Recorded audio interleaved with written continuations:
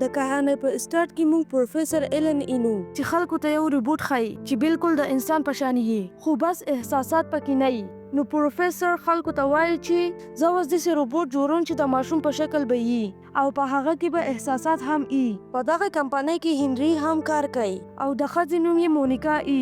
د دوی یو زوی چې هغه ډېر ناجوړی وي او په یو ماشین کې د کوما په حالت کې پروت وي. اوس پروفیسور د هغه ماشوم په شکل یو ریبوټ جوړ کړی وي چې په هغه کې مینه او محبت وي.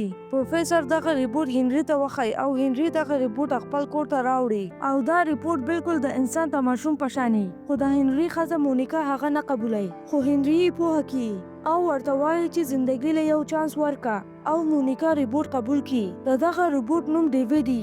اول کې مونیکا د ریبوټ سره نه لګي خو وروسته بیا د مونیکا هغه خوښ شي او د خپل زوی په شان ورته ښکاري.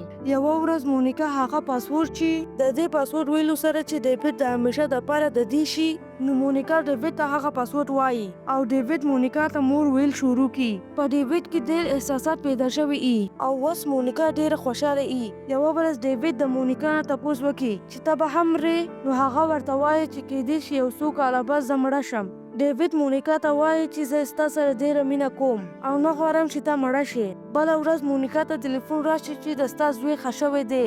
نو دوی خپل زوی چې نوم یې مارټن ای نو د هاسپیټل نه کور ته راولي. مارټن چې کله کور ته راشي نو ډیوډ ویني او د ډیوډ نه نفرت کوي. یوه شپه مارټن ډیوډ ته وایي که ته غواړې زما مور ستا سره ډېره مینه وکړي نو ته د هغې یخته کټ کړه او د ځان سره یې کېږده. نو ډیوډ هم دغه شانې کوي. نو کله چې ډیوډ د مونیکا یخته قیچي کوي نو هنري او مونیکا راپاسي او ورته وایي چې دا دې ولې قیچي کړه. نو هغه وایي چې زه غواړم مونیکا زما سره نوره هم مینه وکړي. یوه ورځ ډیوډ او مارټن د اوبو ځیله تللي یي نو هلته نور هلکان هم وي. هلکان چاقو د ډیوډ په لاس کې دنده کول غواړي چې ویني یو ریبوټ درد محسوس کولی شي او که نه. نو ډیوډ د خپل د ځان د خلاصولو دپاره د مارټن شاته پټ شي او جوخ یې ونیسي خو دوی دواړه اوبو ته غوځار شي او بره کېدی نه شي. لږ ساعت بعد څو کسان ډیوډ او مارټن د اوبو نه راوباسي. اوس هنري وایي چې زه به ډیوډ واپس کمپنۍ له ورکم. کله چې مونیکا ډیوډ واپس کمپنۍ ته بوځي نو په لاره هغه خپل فیصله بدله کړي ځکه چې کمپنۍ به ډیوډ ټوټه ټوټه کړي. نو مونیکا ډیوډ په یو جنګل کې پرېږدي خو ډیوډ ډېر ژاړي چې ما دلته مه پرېږده او مونیکا ته وایي که زه د پینیکیو په شان اصلي انسان جوړ شم نو ته به ما واپس کور ته بوځې. اصل کې مونیکا یوه ورځ ډیوډ ته یوه کیسه کړې وي چې په هغې کې یو پری وي او هغې پینیکیو په نوم یوه پوپټ د انسان په شکل بدل کړی وي. ډیوډ مونیکا ته وایي که زه هغه پری پیدا کړم نو ما به هم انسان کړي خو مونیکا د هغه خبره نه اوري او لاړه شي. دغه جنګل کې نور هم ریبوټس وي.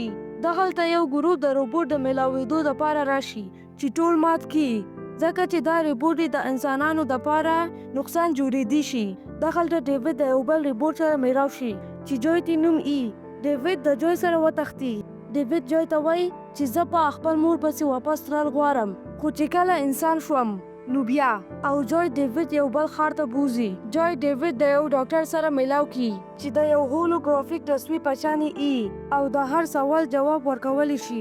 دلته ډیوډ د ډاکټر نه تپوس وکړي چې زه به څنګه انسان په شانې شم نو په اسکرین باندې جواب راشي چې څنګه یو ریبوټ د انسان په شکل باندې بدلېدی شي او دا کار پروفیسور ایلن کولی شي چې ډیوډ یې جوړ کړی ای. ډیوډ د جوی نه تپوس وکړي چې پروفیسور ایلن به کوم ځای ای نو جوی ورته وایي چې پروفیسور ایلن به په رافیل ایر سنټر چې په مین هیټر کې دی خو د سمندر اوبه ډېرې شوي دي او تېرېده ترې سخت دي. نو ډیوډ او جوی په یو هلیکوپټر کې کښېني او لاړ شي خو جوی ډیوډ یو ځای پرېږدي. اوس ډیوډ په یو بلډینګ کې یو هلک ایني چې بالکل د ده په شانې ای. نو ډیوډ له قار ورشي او په وهلو یې شروع ولګوي خو دا هم یو ریبوټ ای. نو دغلته پروفیسور ایلن راشي او ډیوډ ونیسي. ډیوډ پروفیسور ته وایي چې د پري سره میلاوېدل غواړم چې زما نه انسان جوړ کړي. پروفیسور ورته وایي چې ته هم اصلي انسان یې او ته د دنیا اولی روبوټ یې چې په تا کې د انسانانو په شانتې احساسات شته ځکه ته د پري د میلاوالو دپاره راغلی یې او دا کار ریبوټ نشي کولی. پروفیسور ایلن ډیوډ ته وایي چې ستا شکل زما د زوی په شانې دی او زه غواړم زما پوره ټیم ته وینې. ډیوډ دغلته نورې هم ریبوټې ویني او یقین یې راشي چې زه په رښتیا یو ریبوټ یم او د ځان نه یې زړه تور شي او د بلډینګ نه ځان اوبو ته غوځار کړي او یو دم یې نظر په یو شیز ولګي. ډیوډ غواړي چې په هغه شیز پسې نږدې لاړ شي، خو ناڅاپه یې څوک بره راوخیږي چې هغه جوی ای. ډیوډ دوی ته وایي چې ما په اوبو کې پري ولیده او زه په هغې پسې تلل غواړم. نو جوی هغه واپس اوبو ته د هلیکوپټر سره گزار کی. ډیوډ په هلیکوپټر کې په هغې پري پسې راشي. دا اصل کې یو مجسمه ای چې په کونی آیسلند کې ای، او کله چې دا ځای په ځمکه و نو د خلکو د چکر ځای و. ډیوډ د ټیډي سره په هلیکوپټر کې ناسي. دغه ټیډي مونیکا ډیوډ له ورکړي.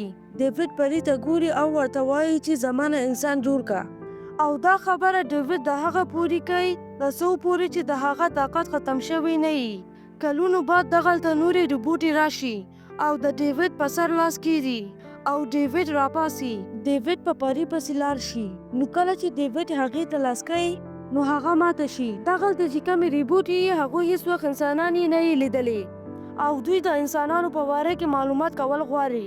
کله چې دوی د ډیوډ میموري پړاو کې نو دوی پوه شي چې ډیوډ د خپل مور سره ډېر محبت کوي او د یوې پري سره هم ملاوېدل غواړي. نو یو روبوټ د ځان نه پري جوړه کړي او ډیوډ ته وایي چې ډېر وخت وشو، ستا مور به هم مړه شوې ای او موږ هغه واپس نشو ژوندی کولی. نو د کومو کسانو ډي ان اے چې زموږ سره ای نو هغه کسان د یوې ورځې دپاره جوړولی شو.